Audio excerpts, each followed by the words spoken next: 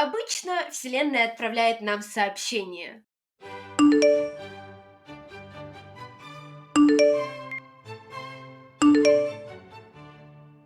Это следующий шаг к нашему личному развитию, урок, который нам нужно освоить для того, чтобы расти и идти дальше. И если вы решите проигнорировать Вселенную, то она станет более настойчивой.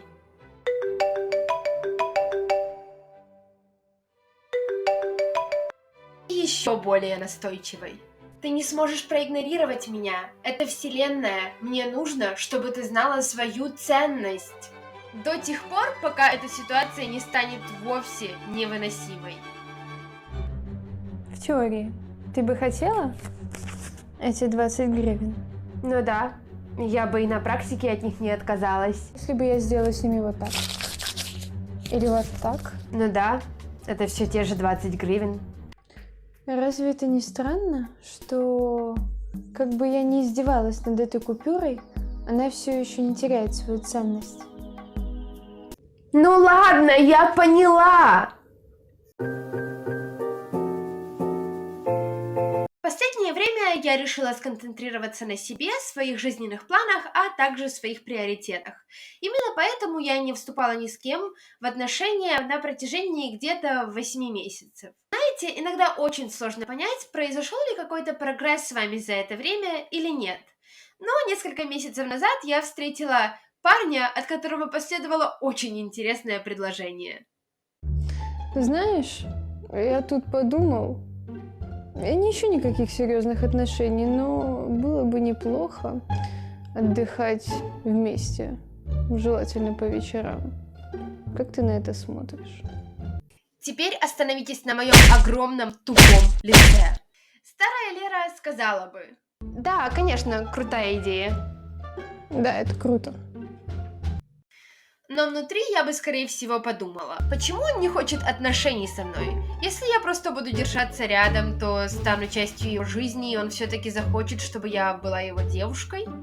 Но не сегодня, дружок, не сегодня. Сегодня я сказала: окей, я понимаю, но меня интересуют только серьезные отношения, поэтому я не могу согласиться. Спасибо большое за предложение, я откланяюсь.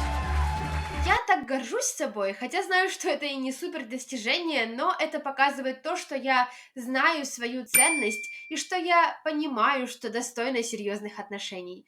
Я послушала Вселенную, я научилась. Но вы, наверное, задумываетесь, как повысить свою самооценку и прийти к какому-то результату. Именно поэтому я решила создать для вас несколько способов, которые являются действенными для меня для того, чтобы повысить свою ценность. Первое и, наверное, самое главное – это все-таки признать свои позитивные качества. Научно доказано, что наш мозг склонен к тому, чтобы находить только наши недостатки. Но нужно уметь превратить эти недостатки в позитивные качества, верить в себя, а также ставить реальные цели. Это значит знать свои границы, а также уметь постоять за себя в словесном понимании этой фразы, а также найти способ самостоятельно повышать свою самооценку изнутри, без того, чтобы кто-то извне вам об этом постоянно напоминал. С чем у меня, конечно же, проблемы, потому что я очень люблю внимание. Так как же перенести поднятие самооценки и своей ценности на практику? Например, вы можете перечитать 34 позитивные стороны по Клифтону и решить для себя, какие стороны вам подходят. Также есть очень хороший тест, который называется «16 личностей», который вам поможет определить свой тип личности, даст вам негативные и позитивные стороны, а также более детальное описание человека, которым вы являетесь. Ссылочку на этот тест я также оставлю в описании. Вы также можете выписывать аффирмации каждый день и говорить их себе в зеркало, медитировать перед сном, а также заниматься йогой. Но самое главное, измеряйте свой прогресс за полгода-год для того, чтобы все-таки увидеть какой-то результат, без того, чтобы кричать аффирмации каждый день себе в зеркало и записывать их в тетрадку. Иногда сложно понять, дошли ли вы к принятию себя или нет, но по истечению времени вы сами это поймете, когда придет нужный момент. Знаешь, я тут решил встречаться с тобой, но и с тобой тоже. Не, извини, чувак, я тоже так не хочу. Нет, спасибо. А с вами, как обычно, была лучшая версия меня. Спасибо большое за внимание, а также поставьте этому видео лайк и дайте мне знать в комментариях, концентрируетесь ли вы на своих позитивных качествах или так же, как я, находите только негативные. Спасибо, пока! Все? Все? Так быстро?